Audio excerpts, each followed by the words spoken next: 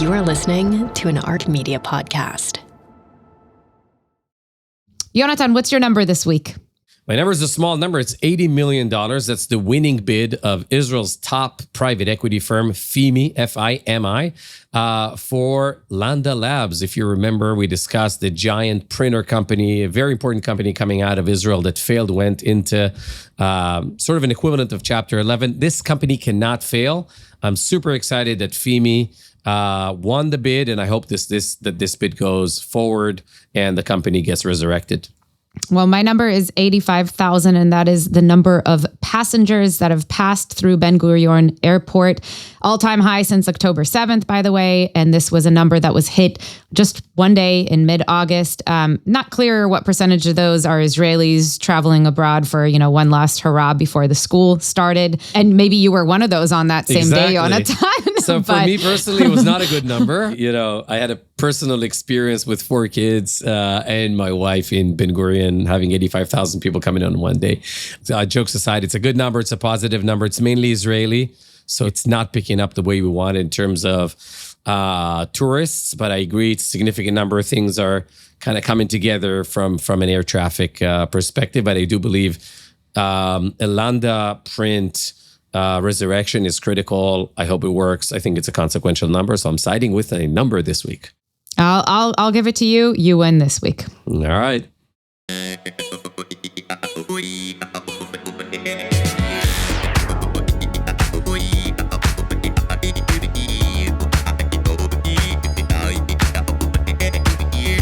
Jonathan, it is around 9 a.m. here in Palo Alto. It is 7 p.m. in Israel. We are on the 2nd of September. All my 4 kids went to school yesterday after a long period and a very long trek in the Alps, which was phenomenal, a lot of fun. We try to do that at the end of every year and meet my wife's grandfather, who's turning 100 years old. Amazing. Some funny conversations about 1930s. Well, actually, some were not so funny in terms of like how history repeats itself, but it's been a great summer. It's great to be back. It's great for the school year to start. So 2nd of September is a good time to record an episode. Well, we now have all of our collective children back in school. I think we can sigh a big sigh of relief and move forward. On today's episode, we are focusing on Israel's relationship with its biggest European trade partner and its second biggest trade partner overall, and that is Germany. Jonathan, why are we talking about Germany? So, Israel's an export-driven country. We, without being able to export, we're a small market. We're sort of landlocked. We don't have neighbors around to build an economy and a joint market with. So we are very sensitive to changes of radical importance, right? With trade partners. The EU is the biggest trade partner for Israel. Within the EU, Germany is a leading country, but it is obviously far more than just a trade partner. When Germany gets a cold and it sneezes, goes all the way up to Israel, and Germany is definitely having a cold. Maybe it even has a flu. So it is very important to double click on what's going on in Germany from an Israeli perspective. Well, we are going to get to that in just a bit. But first, as usual, let's take a look at some of the week's other pressing news, aka our big shorts. Of course, that includes the latest update on the WYNDEX, the What's Your Number Index, tracking the performance of publicly traded, Israeli-based or Israeli-founded companies. On to our big shorts. Let's kick things off with the WYNDEX. Jonathan, how are things looking? WYNDEX in the green, big time on a classic August hibernation week for Wall Street. So both S&P and NASDAQ basically didn't move fractions of a percent in each direction. WYNDEX growing by 2.44%, significant growth, third week in a row. Topping the movers, Monday.com, very optimistic news there. Remember, they lost about a third of the market cap just a couple of weeks ago. So climb is 8.5%. Very important. Let's hope that this is indeed a sign that the speculation in Wall Street, that the referral model, the CAC, the customer acquisition cost machine that Monday.com built is not that affected by AI referrals yet. Very happy to see Monday.com sort of rebounding this week. 2 other movers on the WYNDEX this week. One also, kind of dependent on overall growth. That's Nova Measurement growing at 4.17%. over the overall tide, right, related to the Nvidia report. Nova is a key supply chain member of advanced semiconductor production. And Elbit, which we're going to discuss later, over very interesting news, rising 6.5%. That's, I would say the notable greens for the week. And I feel like we can't mention Nvidia in passing without also saying that last week, while it's not an Israeli company, but also, very much, as we've discussed, very connected to the Israeli market and Israeli R&D. So last week we saw Nvidia report their much awaited earnings, revenue of $46.7 billion, representing 56% growth year over year. The stock dipped slightly due to slower than expected data center growth and uncertainty over chip sales to China and what we're going to see there. But an amazing quarter. Amazing. It's insane. All right. Who's in the red? Yeah. So we have a couple of companies in the red. Lemonade is still seems to be still in the kind of sell side.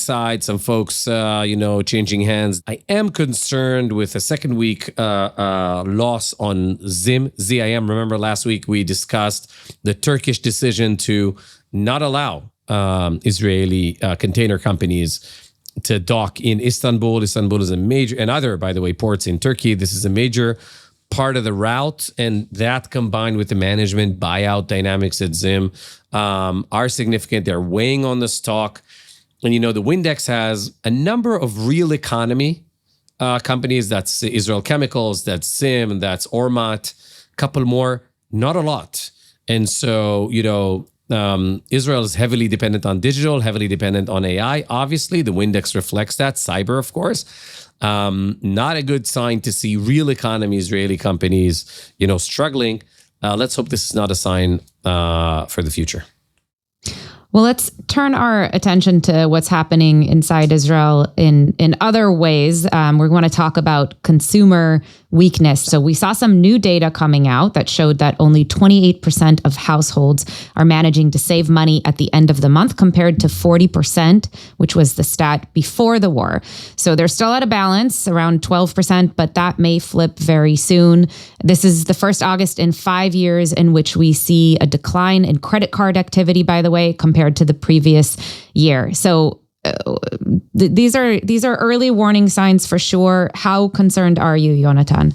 Look, I think last week we saw the first kind of signal, in the noise in the self-improvement funds with the tax benefit that Israelis started to kind of eat through them. That was a bad sign. Second week in a row where we're seeing macro data indicating that Israelis are starting to get concerned. The stats that you just quoted are from the CBS, Central Bureau of Statistics. This is the golden standard when it comes to understanding Israeli spending habits. We're seeing slowdown in new real estate activity for middle-class apartments, so not the overall. Commercials actually bouncing back. I think the overall notion, and I think we were sort of like a canary on this one in the sense that people were expecting the war to end and then again to end and then again to end. So they were kind of spending and we saw spending tracking. And now they're like, hey, this may last longer than we thought. So let's just, tighten the belt. These are not radical moves. We also saw foreign investors pulling out of the Israeli stock exchange third month in a row. Still, stock exchange is very high. Indexes are high, but, it's a notable kind of another sign there. I do not envy the chairman of the bank in his next interest rate decision, because it's going to be major. September that we're in is a very dominant month. Is there going to be a political breakthrough vis-a-vis hostages, vis-a-vis an agreement with Syria, some kind of breakthrough around the UN General Assembly in New York that would allow Prime Minister Netanyahu to extend the government and build a new budget? Or are we going into an economic limbo? As we say in Hebrew, after the holidays, we'll have answers. So we'll keep following. Well, let's talk about, just real quick, an area of growth for Israel is the Israeli defense tech sector continues to grow. And just a small piece of news here, not that small, actually. It's a $1.6 billion defense deal by Elbit. And we heard about this a little while ago, but it was with a mystery country. We now know who that country is. So, Yonatan, you do the honors. Who is it? I think the focus on Israeli defense tech, I've been getting a lot of feedback on our episode with Josh Wolf and what's happening with Israeli tech from that perspective. So I have basically two comments. One, this was originally a Russia contract in Serbia. Russia was obviously precluded from executing on the contract, so Serbia had to reopen it, and Israel had to compete with European giants. I don't think so many American companies were competing for this one. Again, size-wise, this doesn't move the needle that much. But happy that Elbit won. Happy this is out in the open, and happy that it's been disclosed that it's Serbia. It's an important piece for the Israeli defense tech dynamics. Two, kind of, I don't say negative, but things to consider. One, it is not just Israel that's growing in defense sales. France, Sweden, Turkey, they're all competing for the same ones. And this Israeli sort of constant winning of these contracts may actually also introduce some pain and some friction into the diplomatic arena. We just saw the UK kind of pull a French trick, if you will, by precluding Israeli companies from presenting in the big defense fair happening in the UK this week. So European companies are losing to Israeli companies, more so given the war, more so given the effectiveness and price performance of Israeli tech. That's starting to create a strain also on the diplomatic and political side. The second piece is, it's a concern. I don't think it's there yet, but it is a concern when you look, and we'll see that in the next quarter, of where all the VC money went to. If we don't want Israel to become a cyber software defense ecosystem, that's not an ecosystem, that is not diverse enough. And there is a slight concern that defense tech is maybe kind of growing too much. In the 70s, when Israel doubled down on its defense spend, it ended up really badly. So let's hope that this combination of 140 billion shekel budget plus a defense tech rise plus sort of a prolonged war doesn't push us over the edge again. Let's move along to our long play. Today, we're diving into Israel's most important European trade partner, Germany. And Jonathan, we talk a lot about Israel's economic reality, of course. So I want to start just by giving listeners a better understanding of what the status is in Germany. And I'm sure many of you have been following the news. So we'll give a few numbers here, and then we'll dive into some of the dynamics of where things are going next. Germany's GDP is around 4.5 trillion. It's the third largest economy in the world after the US and China, just ahead of Japan, and of course, the largest in Europe. And while the country has historically been known as the economic engine of Europe, it's kind of weighing it down now. It's been, I read one report that said it used to be the engine, now it's the anchor. So economic growth since 2017 has grown just 1.6%, which is well below the EU average. And this year, estimates are varying, but basically showing stagnating GDP. That's the expectation. So talk a little bit, Jonathan, first, again, in the spirit of just grounding people here. What is the economy? What does the economy, the exports really consist of? And then let's get to why we're seeing these declines. Yeah, look, I think I'm going to stand on the shoulder of a giant, Wolfgang Muncha, one of the top, German macroeconomist analysts. He wrote a book before the election of Germany in which he used the word, and I'm taking the liberty of using, in describing the German macroeconomic dynamics as kaputt. That's literally the title of the book. And I had the privilege, on the diplomatic side of meeting leadership in Germany 2008, 2012, including Miss Merkel and her top aides. They were the miracle of Europe economically, not just the engine, like the jet engine. Like they were taking Europe through, German savings and no failed banks and, through the 2008 financial crisis. The formula, just to kind of oversimplify for our listeners, of the German miracle was the following. That was the posit. We need cheap electrons. We're going to convert them to very expensive molecules, and we're going to export them around the world. If we can do that on a sustainable basis, we're going to continuously win. So, cheap electrons came from Russia. That explains the sort of appeasement of Russia over the long term. Merkel had to defend the relationship with Putin over time. That's one piece, including the Crimea takeover, which ended up, kind of not even straining German-Russian relationship. the molecule business, right? So BASF, one of the biggest, chemical companies in the world, everything we have in the world sort of has to do with a chemical from BASF, or at least had to.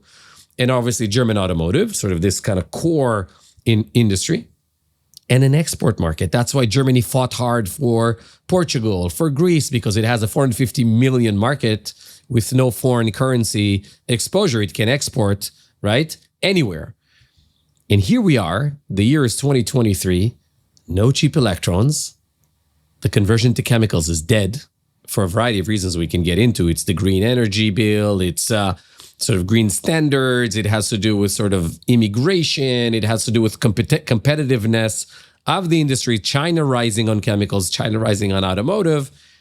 And where are the export markets? China is exporting more, right? So those markets locked for Germany, and you start seeing the stagnation. Three kind of anecdotes on that I think are important. One, Volkswagen 2 years ago, for the first time in decades, fires people massively in Germany. Germany is not a labor market where it's easy to fire people. So it's a big deal, right? The second piece is that you start seeing, basically, if you look at it from a macro level, where is German competitiveness on AI, on silicon, on software? Is there a notable software company it can't, right? And the third, which I really like, was the whole debacle when Germany hosted the European Football Championship a couple of years back in the Allianz Arena, the Bayern in Bavaria, right? BMW, Bavaria Motorworks.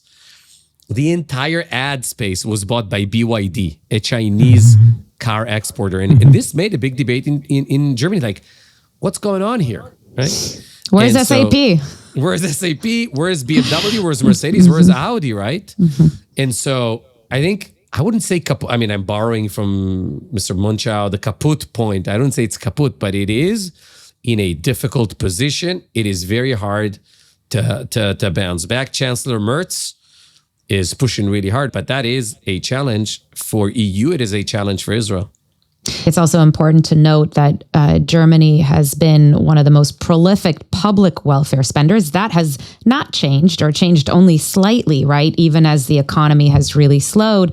And this is an area where, again, they spend a lot of money, represents about a quarter of its GDP, primarily spent on pensions and healthcare. And speaking of Chancellor Merz, he recently said that his country's welfare state can no longer be financed. Hugely controversial, really saying the quiet part out loud, something people don't want to hear. It's very painful.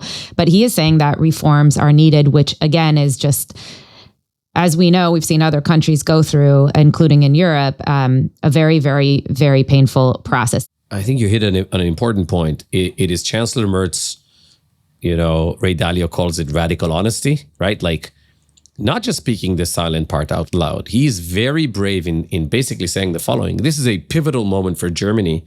There was 45, there was 91, and there's 2025. We refrained from making tough choices from the center, the political center. If we don't make those choices right now, changing the welfare state and so on and so forth, this is going to happen from the radical sides, either the radical right or the radical left. My administration is going to make those big moves to save the German economy and to avoid the radicalization that will inevitably come in 2030 if we don't make these moves now. 4 points here, 20 seconds each. One, he declared that the welfare state is dead. The German welfare model, the original one, is dead, as you alluded. Two, he said, this is last week, October is going to be the October of reforms, or he called it the autumn of reforms. And he talks about radical structural reforms. Sounds like a really fun Oktoberfest, by the way. October, exactly. You're kind of leveraging everybody's drinking beer, right? Yeah.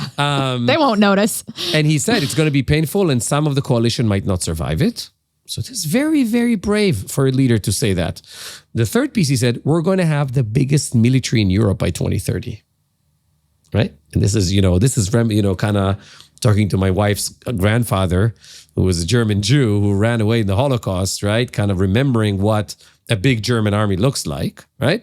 And this is not well accepted in Europe. It is also not well accepted in Germany itself, where polls show 60% of the Germans say, sorry for the language, fuck you, we don't want to die for this country, right? It's nice you want to build an army, right? So spending on army doesn't, just cut it. And the fourth, he passed, this is like the British like to say it's not done. In German politics, what they did in the first part of the chancellor's, term, like the first few weeks, they changed the law of fiscal discipline, debt to GDP ratio, and they extended it to borrow €500 billion, the entire GDP of Israel, just to give you a sense, right? That's just the extended, in order to spend on the new and updated public, preferences, many of which are defense. Let's get to why Germany's success is critical to Israel. Kind of unpack here both the quantitative and the qualitative, right? Because there's the money, and then there's a kind of the more diplomacy and the soft power kind of relationship that these two countries have. So Germany, is a close trade partner. A lot of machinery, a lot of materials. The dynamics are dynamics of growth in this relationship. The first interesting dynamic from an economic perspective was that Germany was never open, not in Israel and nowhere else, right? They have Ramstein. It's like 100,000 American soldiers in Germany. They weren't doing military buildup, right? The first thing they did is they went out and said, hey, we don't have air defense. And they ended up buying, I think it was $4 billion, like 3-point-something billion euros worth of an aero system. So 3 batteries and command and control centers. As a commentator in Germany said recently, it is an irony of history that not 100 years from the Holocaust, Germany is buying its air defense from the grandchildren of the Jews, some of which died in German death camps, right? That's the magnitude of the historical shift that we're witnessing right now. So there's also this is very loaded, Ben-Gurion said when he needed to justify taking the shilumim, the sort of payback from Germany in 1951, highly controversial. He told reparations, basically. Reparations, yeah. He told the people of Israel, this is a different Germany. Germania acheret, to those who know, that was his framing. This is not the Nazi Germany. I think it's, once again, a different Germany. And so economically, I think it's a lot to kind of grow out there. It's already robust, but a lot to grow in what can and should be done. But I think politically, Germany has been a steadfast supporter of Israel. Time and time again, in a fair way, it has criticized Israel. Most recently, the dynamic from Merz saying he will embargo Israel, and we saw Rank and some other defense companies trying to figure out a way to continue to sell to Israel, even though the chancellery kind of took its position against it. But overall, his position, the chancellor's position during the 12-day war with Iran was steadfast support to Israel. Again, saying the quiet part out loud, saying they're fighting our war, right? Germany's leadership in the E3 to go back to snap back sanctions on Iran. And the overall, I would say, support in creating that fence against your, pan-European sanctions against Israel. Pan-European sanctions cannot, move forward without a German support. It doesn't have a veto, but it really, for practical reasons, cannot happen. So this is how critical German, growth economically, and also German, I would say, political structure vis-a-vis grievances, when it comes to Israel is also very important. If Germany has a left-wing, tough left-wing, De Linke type, bordering Marxist dynamics, as a key part in its coalition 2030, that's very, very, very tough position for Israel macroeconomically.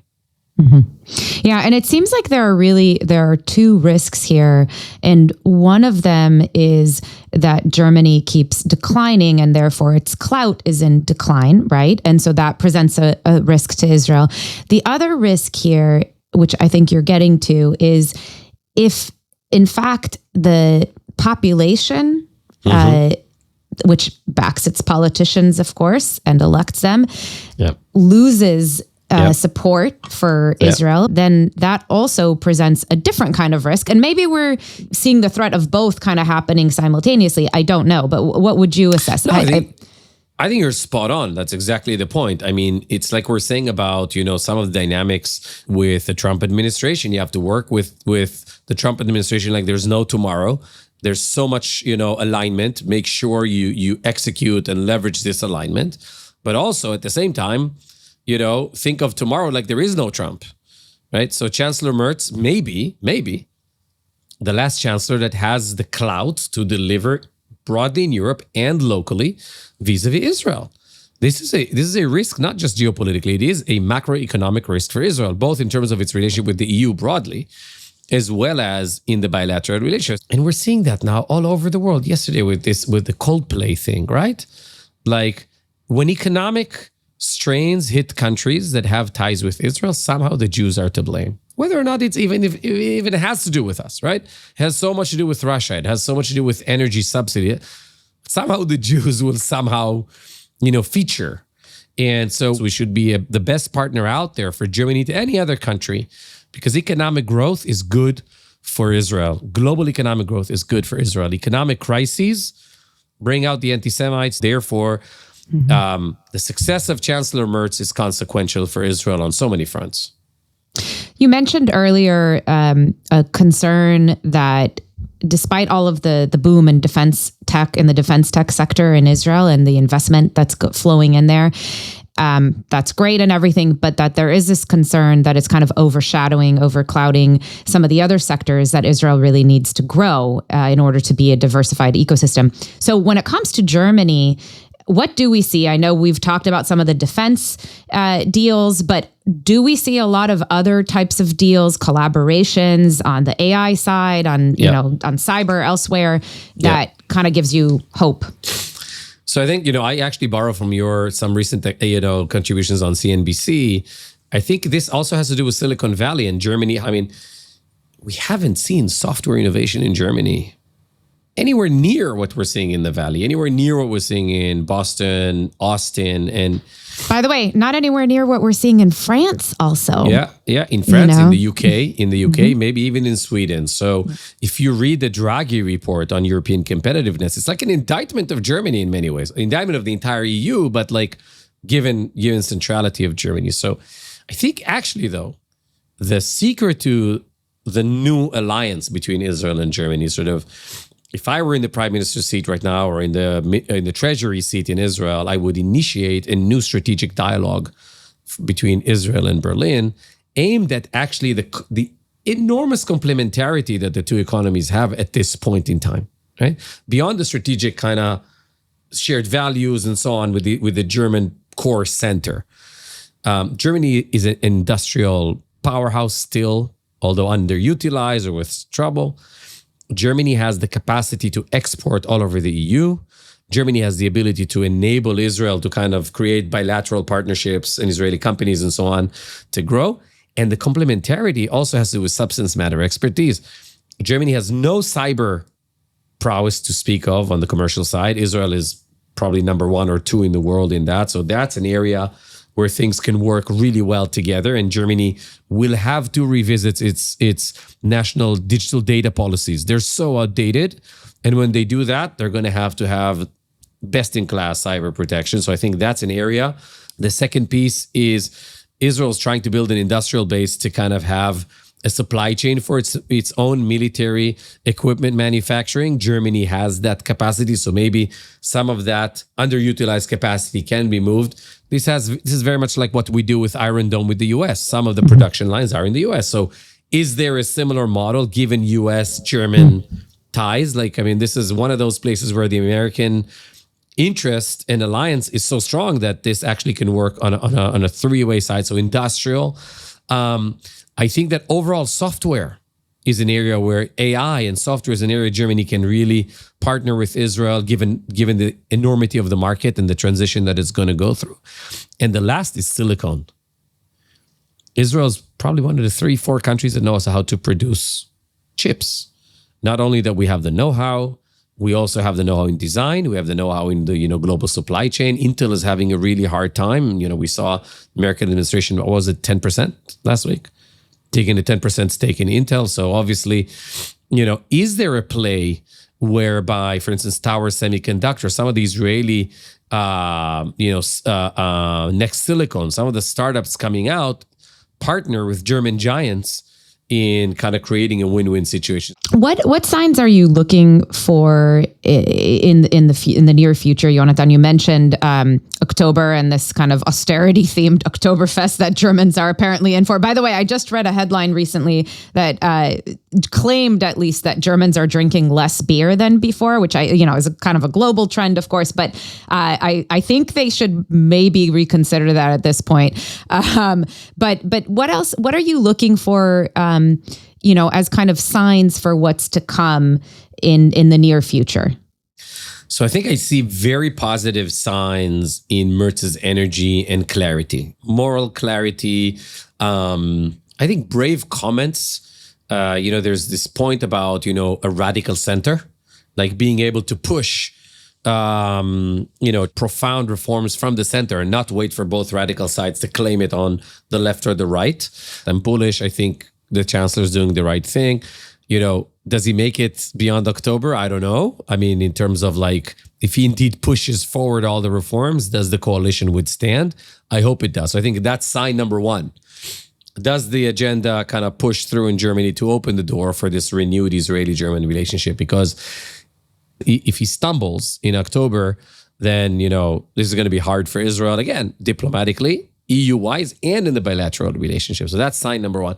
Sign number two is once we have clarity on the day after Gaza, do we see the Deutsche Telekoms of the world? Do we see the BASF, the Bayers of the world coming and to kind of taking part of kind of day after rebuilding in Israel and rebuilding in Germany and creating this alliance? That also requires political leadership in Israel, which I don't see discussing at all, like Minister Saar and the ministry, the foreign ministry. I haven't seen anything of consequence coming out of there. Also, the Ministry of Finance. Next week, I'll be in New Delhi, working with the Ministry of Finance and kind of accompanying that visit, the bilateral relationship. Israel sees India. There's a strategy. It's outspoken. Not for Germany. I don't see that. So that's, I think, is a big kind of sign to look for. The third, we actually see us doing a good job. Israel decided and persisted with sending its top diplomat, career diplomat, into Berlin. Our ambassador in Berlin, Ron Prosor. There are two Rons that are consequential to Israeli foreign policy. One's Ron Dermer, and the other is Ron Prosor. And that, for me, is a very good sign. The fact that his position gets prolonged and he gets the trust of the prime minister, even though, he's a professional diplomat, he's not, a party official and so on. Germany was usually a political appointee, is a sign that Jerusalem understand what's at stake in this bilateral relationship. And so that gets me very hopeful. The middle path, I'll be looking for signs with a magnifier glass. I'm not seeing them right now. Okay, last question for you. What if things don't go well? What if and Germany is in for a really, really tough, long period of turmoil and of continued stagnation? Where else is Israel, or where should it look for a partner, whether it's in the EU or elsewhere? What are you thinking? So my thought process is overall, there is no substitute for the core of the relationship between Israel and the US. That's always a given. That's always 70% of the focus should be thrive, prosper in an era of possible headwinds in US-Israeli relationship. That needs to be the main focus. If you don't have that, nothing works. The overall European position is dangerous for Israel, both politically. Ex-Prime Minister Bennett posted recently a controversial post about the Islamic dominance in first grade in many European cities. So you don't see it in the sort of share of population, but you do see it in first grade. There's concern about Israeli-European relationship from a variety of reasons.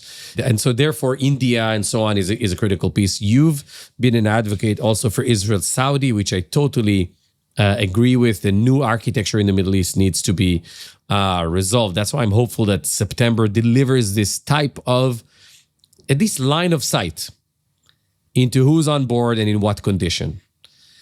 Absent of that, I'm a big proponent of what's called the S8, the small 8, like the G8, right?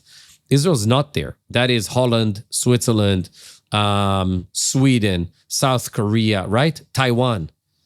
It's kind of like one notch below the G8, but very consequential, right? There's no semiconductor industry without ASML of Holland. Some of the things that Sweden knows how to produce are critical to the world. Similarly in Israel, similarly in my beloved Switzerland, right?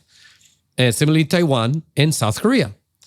And so is there an alliance to be made among the S8 that kind of crosses through the classic blocks? That's what I would try to explore, in parallel to these processes. Well, we are living through some very interesting times. We didn't even get to the whole Xi, Putin, Modi situation, holding hands. But just to let our listeners know, as you alluded to, you're going to be in India in a couple of weeks, Yonatan. And so this is, I guess, September for us is like a little tour around the globe for our listeners. And we will definitely be focusing on India for a bit in the next couple of episodes. So more on that soon. Well, we began our show with numbers of the week, and we are going to end as usual with the words of the week. And this week, we've got a couple of lines here from Microsoft President Brad Smith, whose office was taken over by protesters, claiming that Microsoft's cloud platform, Azure, is being used by the IDF for operations in Gaza. And this is what Brad Smith said in a little virtual town hall he held shortly after. When 7 folks do as they did today, storm a building, occupy an office, lock other people out of the office, plant listening devices, even in crude form in the form of telephones, cell phones hidden under couches and behind books, that's not okay. When they're asked to leave and they refused, that's not okay. And just to add a little more context here, these protesters were removed by the Redmond PD, while Brad Smith has said that Microsoft is investigating how its technology is being used in Gaza, and that they're very mindful of human rights violations or potential for that. And so, in some ways did appease the protesters. The reality is that it's not okay. He said it's not okay. This is not the way to protest. This is not the way to show your objections. And just a note here, in the past, what we saw from some tech companies, at least, this is going back quite a few years ago, when there were protests, forget Israel, but just protests against their technology being used for defense purposes, we saw companies like Google step back from those applications and from those deals. That's not the case anymore. Palantir is unapologetically selling to both DoD in the US and to other allies, including Israel, and has been unequivocal about its support there. And we've seen other companies do the same. And this is not a case of Brad Smith saying, you got us, we're not going to sell for, defense purposes anymore. So I do think that there is a major shift there.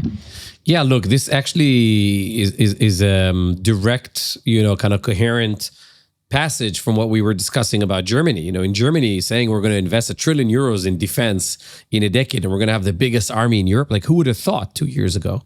I think, the average reasonable person, which is not those people protesting there, realizes that it's not the world. We're not in Kansas anymore. This is not the world we knew 15, 20 years ago. And defense is not some make-believe stuff that creates wars. This is the kind of stuff you have to be really serious about. I was just, looking at it as you were saying, Palantir's share in the last 2 years since October 7th, right? Not that it's related, I'm just saying, is up 859%.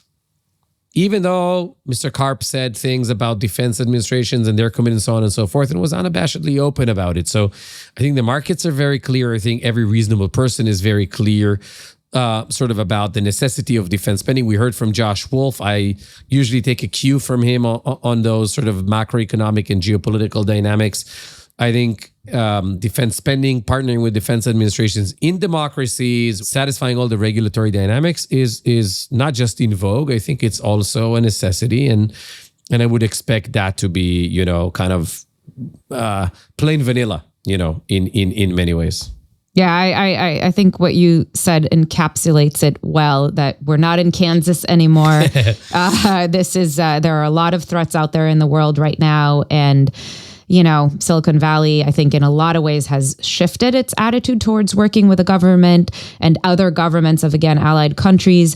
But obviously not everybody is on board with that. And by the way, on that, Peter Thiel and Joe Lonsdale were in Israel this week for a wedding, that is, but still kind of made it public that they're here. Went to meet Prime Minister Netanyahu, according to the reports. So, on one hand, we have Josh Wolf, we have Palantir, we have people understanding, I think the reasonable person understanding that we're not in Kansas anymore. On the other end, we have Rashida Tlaib this week in a conference, saying really crazy things about where the world is, and with such degrees of detachment that the next speaker, a young lady, was calling upon the people at the conference to go out, find the critical supply chain factories to the F-35 production within their district and meddle with it and basically try to destroy it. So, I mean, I hope that Josh Wolfs and other reasonable folks win on this one. All right. That is it for today's show. Thank you for tuning in to ARC Media's What's Your Number? We hope you found it interesting. And if you did, please be sure to like, subscribe, rate, review. You know the drill.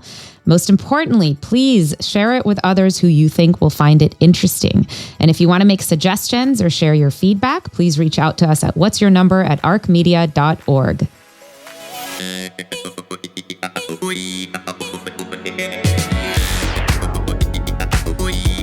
What's Your Number is produced by Adam James Levine, RAD. Sound and video editing is by Martin Huergo.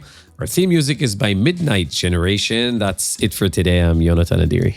And I'm Michal Evram. See you back here next week. See you next week. This podcast offers general business and economic information and is not a comprehensive summary for investment decisions. It does not recommend or solicit any investment strategy or security.